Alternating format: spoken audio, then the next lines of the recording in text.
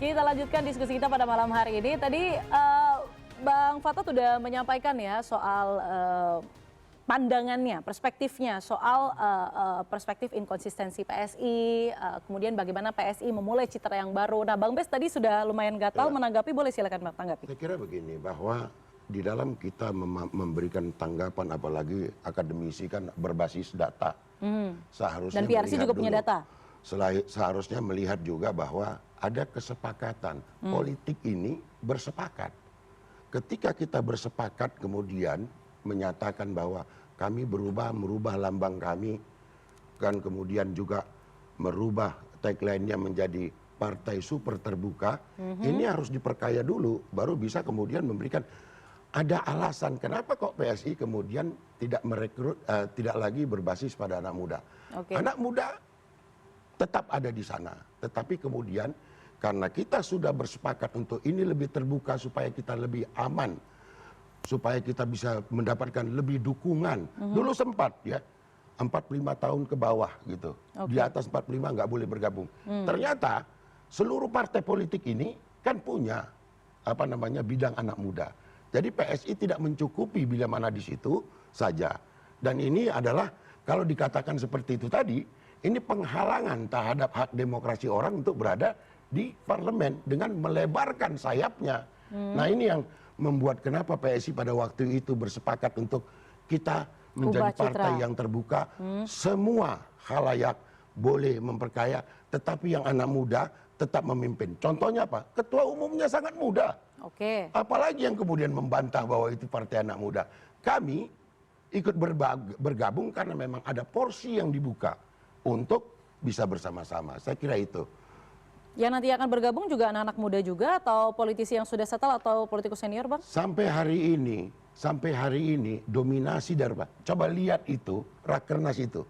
Saya nggak pernah ada di depan pimpinan itu. Anak muda semuanya. Gitu loh. Ya, jadi kita ini memberikan dukungan, sokongan, ya. Tetapi yang memimpin, leading di tengah-tengah itu kebanyakan anak muda. Bagaimana kita? Orang hobi Mas Kaisang itu main bola. Mana lah kuat awak main bola, awak main caturnya kuat nih. Kan begitu. Saya kira itu.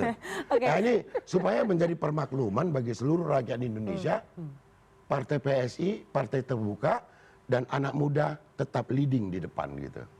Saya meminta Kak Sonan juga menanggapi, meskipun Anda kan bagian dari partai politik, Nasdem juga sudah punya warnanya sendiri begitu. Tapi menurut Anda, Nasdem juga perlukah merubah citra untuk lebih lebih memiliki atau merangkul kader-kadernya supaya di 2029 nanti secara struktur yang tadi kita bicarakan, salah satu poin penting untuk bisa tetap lolos ke parlemen adalah struktur yang ajak begitu ya sampai ke level RT RW. Nasdem juga melakukan hal itu. 3 kali pemilu itu sebetulnya sudah pembuktian.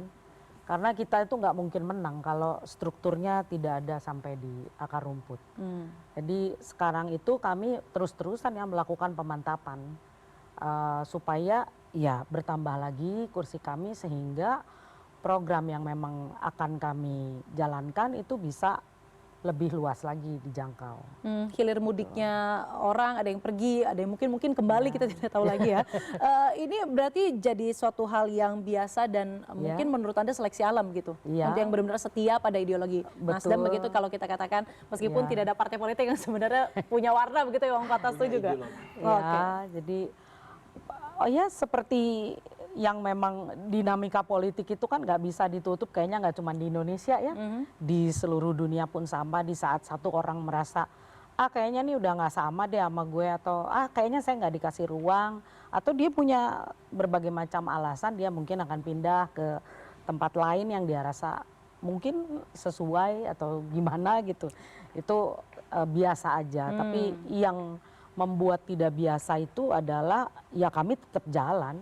Program kami itu nggak terhalang dengan 1, 2, 3, 4, 5 orang yang memutuskan untuk tidak bersama lagi. Karena seperti ya pepatah itu ada benernya, mati 1 tumbuh 1000 itu ada benernya. Jadi kalau misalnya kami tetap menunjukkan konsistensi kepada masyarakat, saya rasa kader-kader baru itu akan bermunculan. Berarti no baper-baper klub lah ya gitu ya Kak? Ya, nggak ada ya kita. Oke, saya mau beralih ke Bang Bes. Bang Bes, ini kan kalau tadi kita bicara soal beberapa target PSI, kemudian targetnya mungkin adalah internal partai begitu ya, soal bagaimana partai mungkin mencapai level elektoral tertentu. Tapi sebenarnya Bang, dengan pembaruan PSI yang sekarang, apa dampak yang ingin dirasakan atau diekspektasikan nanti bisa tercapai untuk masyarakat? Ya. Bertanyanya harusnya begini, bahwa hari ini PSI itu belum bisa disejajarkan dengan partai yang sudah di parlemen. Oke, itu kan Kalau bisa sudah di parlemen, you easy, omong apa saja. Karena ada program-program yang dibiayai oleh uang rakyat, dapat digelontorkan sampai ke bawah. PSI belum pada taraf itu. Oke, jadi bagaimana nanti PSI meyakinkan? Maka menjadi tugas besar pada hari ini adalah, karena kami belum diberikan kesempatan untuk mengalokasikan uang rakyat tadi, maka kami membentuk seluruh struktur itu sampai dengan lolos verifikasi faktual. Itu menjadi dasar, modal utama. Tidak ada gunanya kita punya patron Pak Jokowi yang hebat, atau Mas Kaisang, ataupun Ahmad Ali Rusdi Basi, kalau strukturnya tidak lengkap. Oke. Maka pada hari ini perintahnya kepada kita adalah selesaikan struktur. Kemudian 2027 Agustus setelah kita selesai struktur, saya akan undang secara khusus CNN untuk mengetahui apa rencana pemenangan yang kami lakukan. Kira-kira begitu. Oke, saya mau ke Bang Fatah. Bang Fatah, tadi kita sudah banyak bicara ya soal target PSI, kemudian Nasdem juga tidak merasa ada turbulensi, Nasdem juga santai-santai saja, karena ini hal yang wajar. Tapi saya mau Anda memberikan prediksi ini, saya meminta Bang Fatah jadi cenayang nih. Bagaimana prediksi Anda soal PSI ke depannya? Karena kalau bicara soal permasalahan struktur itu sudah diketahui, kemudian kader-kadernya ada beberapa yang di scouting mungkin untuk bisa membina. Menurut Anda apakah PSI yang sekarang punya kans yang lebih besar untuk berhasil lolos di 2029? Ini pertanyaan terakhir atau? Boleh. Ini soalnya sudah mepet-mepet juga nih, udah mau closing. Oke, sebelum saya ke PSI, kayaknya saya tertarik untuk menanggapi Partai Nasdem terlebih dahulu ya.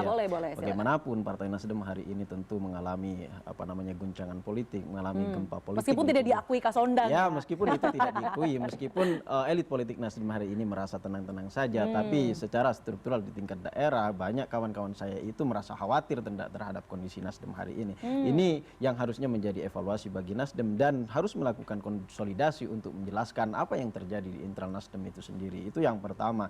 Kemudian selain itu saya pikir apakah pertanyaan kemudian apakah Nasdem kemudian terancam? Saya pikir tidak ya. Dengan pindahnya beberapa kader-kader Partai Nasdem dari beberapa pindahnya kader-kader Nasdem ke PSI, saya pikir itu bukan ancaman yang sangat signifikan bagi Partai Nasdem.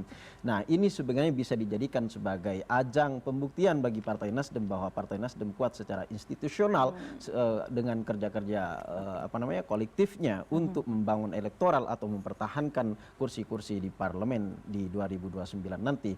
Karena kita ketahui dari periode 2014, 2019, 2024 Partai Nasdem ini salah satu dari partai yang baru berdiri ya dan ikut pemilu di 2014 yang terus mengalami lonjakan kenaikan baik itu kursi ataupun suaranya gitu. Saya pikir itu yang pertama. Kemudian yang kedua, menanggapi terkait PSI, berpindahnya kader-kader partai ke PSI dari partai manapun itu, saya ingin mengatakan bahwa ini adalah bentuk kegagalan PSI sebagai partai partai politik secara institusional, secara kelembagaan. Kenapa? Karena mereka lebih mengedepankan patron, lebih mengedepankan personal dibanding menawarkan ide dan gagasan secara ideologis ya. Tanpa proses kaderisasi, saya yakin ada banyak kepentingan yang masuk di sana, kemudian perbedaan-perbedaan itu terjadi di PSI gitu. Ini salah satu indikator bahwa ini adalah kegagalan PSI secara institusional